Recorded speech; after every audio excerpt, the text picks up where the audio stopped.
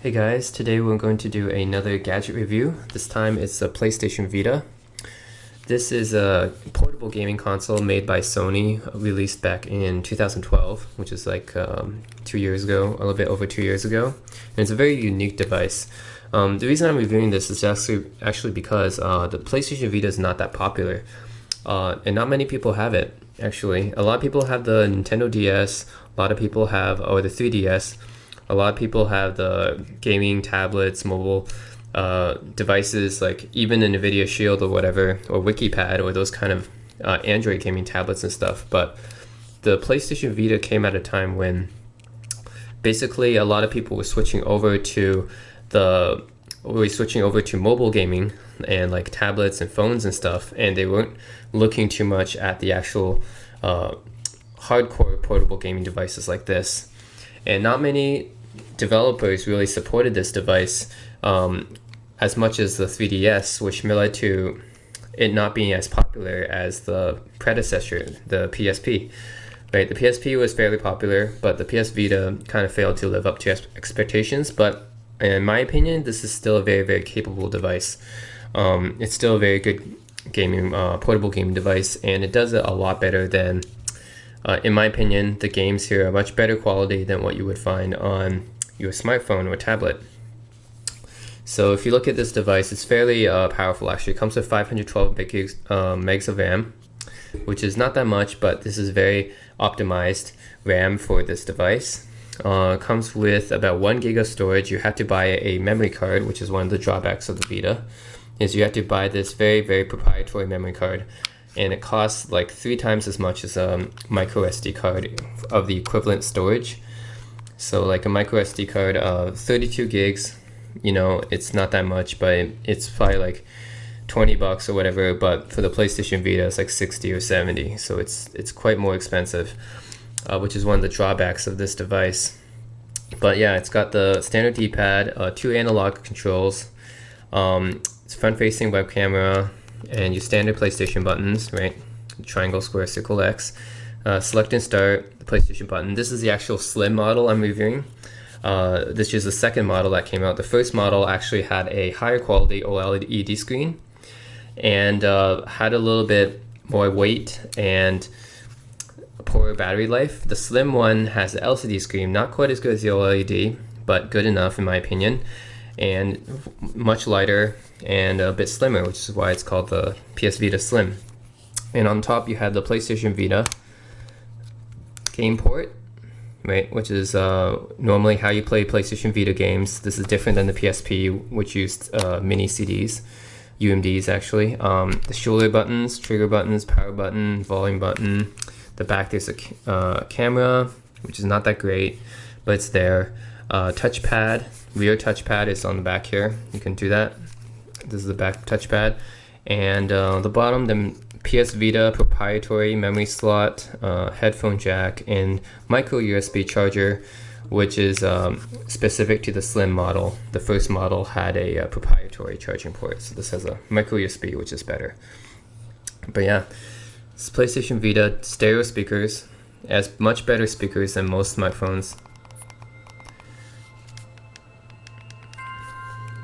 And yeah, I have some games on here. The PlayStation Vita is actually very, very good for indie games and Japanese style games. So if you're looking at the type of person who likes to play like Japanese RPGs, visual novels, or just games that were made mostly by Japanese developers, you can find them on the PS Vita. And also a lot of good indie games on here. So that's the main reason you would buy PS Vita, is for that. It does come with other stuff. YouTube works fine, so you can do YouTube or even Facebook on this. It has a Facebook app too, but the YouTube app works. You can see my subscriptions, you can search for videos, it plays them all in HD. Right, so yeah, it has a few apps for it, and you just press the PlayStation button. You can kind of switch between games like this. It has a web browser as well, not too great, but it has one. And yeah, it comes with these very Japanese style games. Like this is X-Blaze, Code Embryo.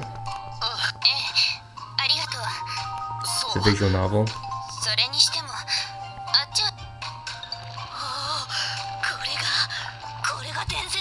So these kind of games you would not normally find on a tablet or a smartphone, which is why you would buy a PS Vita. And these games are usually about 30 to 40 bucks on the PlayStation Store. And you can either buy them physically and use this PS Vita game card slot, or you can buy it digitally, which is what I do, and just download them into the memory card. And you can buy it from the PlayStation Store and download it onto the memory card. So that's one example of a game. So you can see like the kind of operating system. This is the Vita operating system. It's pretty specific. Not the same as the PlayStation 3 or 4 kind of interface, but it's there. This is a Vita interface. This is another game. This is 7 Versus.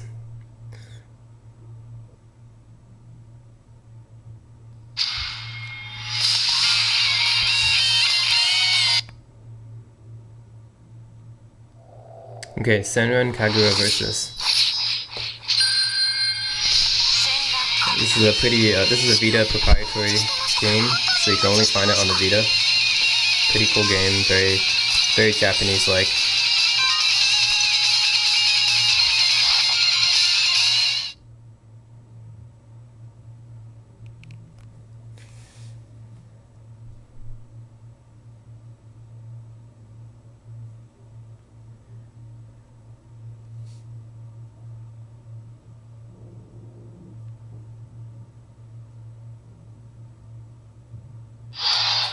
Okay, it's the type of thing you would find on the Vita.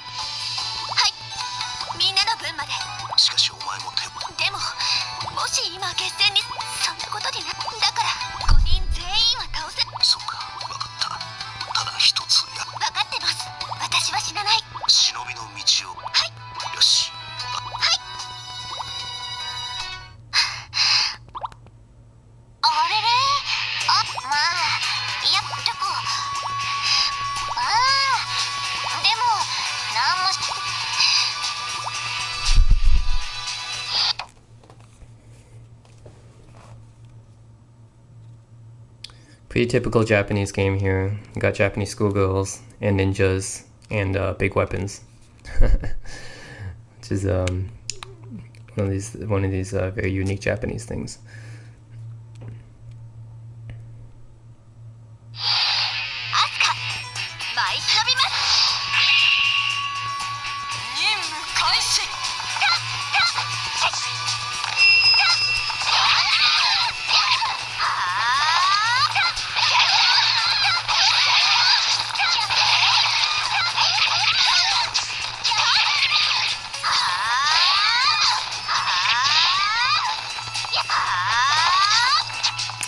Anyways, you get the point.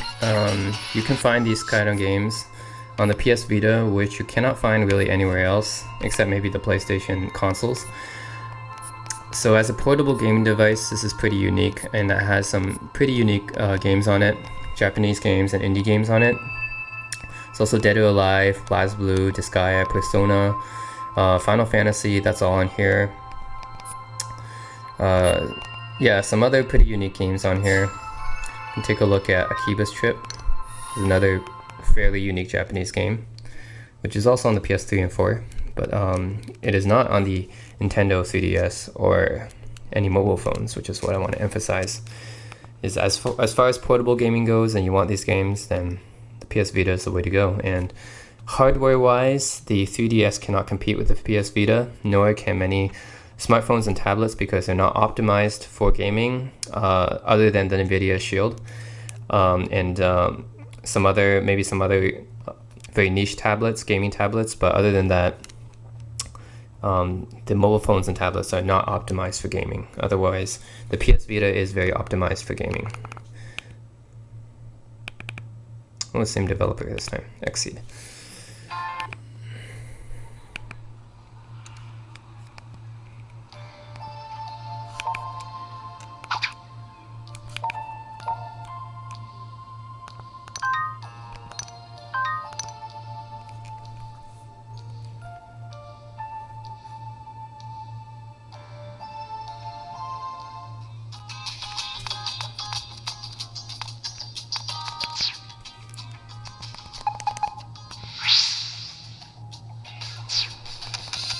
Okay, so this is like a game that's basically kind of open world, but you basically attack these vampires, and in order to kill them, you have to strip off their clothing. Yes, you have to strip off their clothing to kill them. And only in a Japanese game is this would this kind of concept be possible. Which is why I kind of love Japanese games for their uniqueness of the concept. You strip clothing off of vampires to kill them, yes. Because of the sunlight, right? Of course, you're also a vampire, so you die when the sunlight hits you. So your goal is to prevent yourself from being stripped.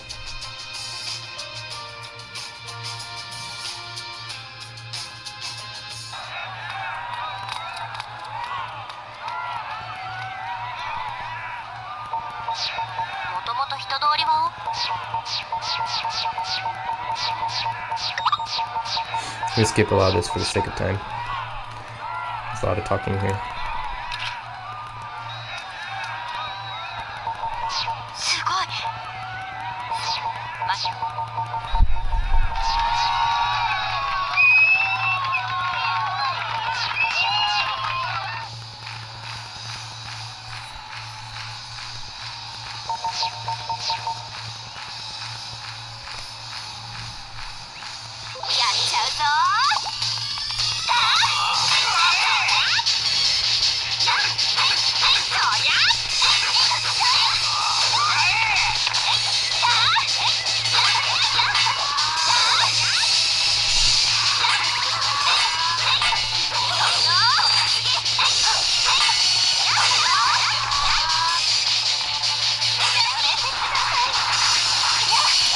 I just tried to get the clothing off. This girl carrying a leak instead. See? So you basically just strip their clothing like that.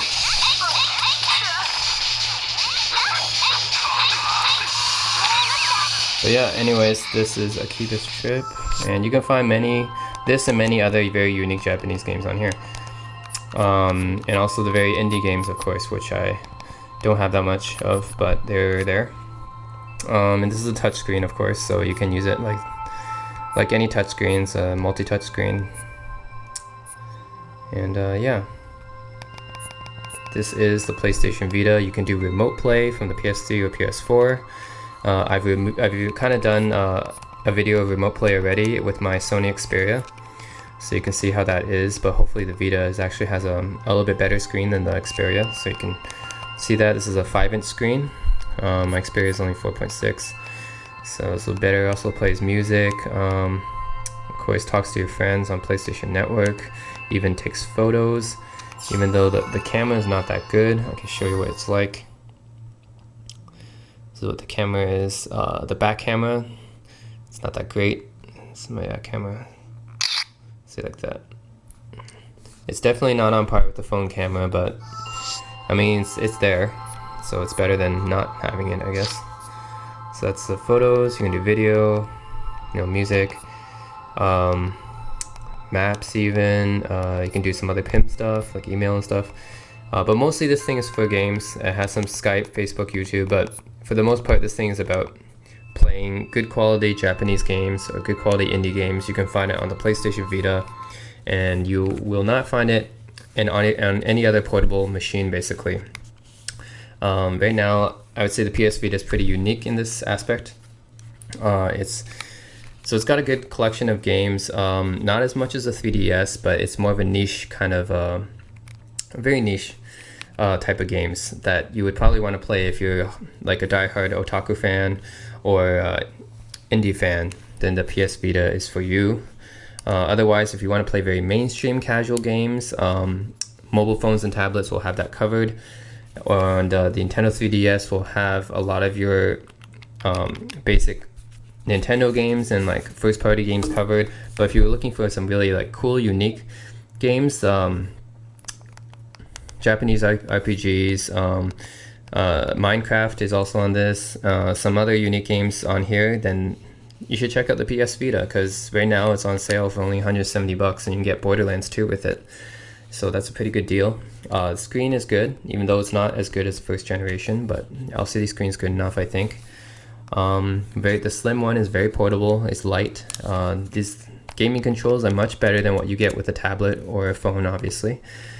And yeah, it's a PlayStation Vita, the successor to the PSP, and came out only 2 years ago, so it's fairly recent. And yeah, this is a portable PlayStation console by Sony. So let me know if you have any questions. That's it.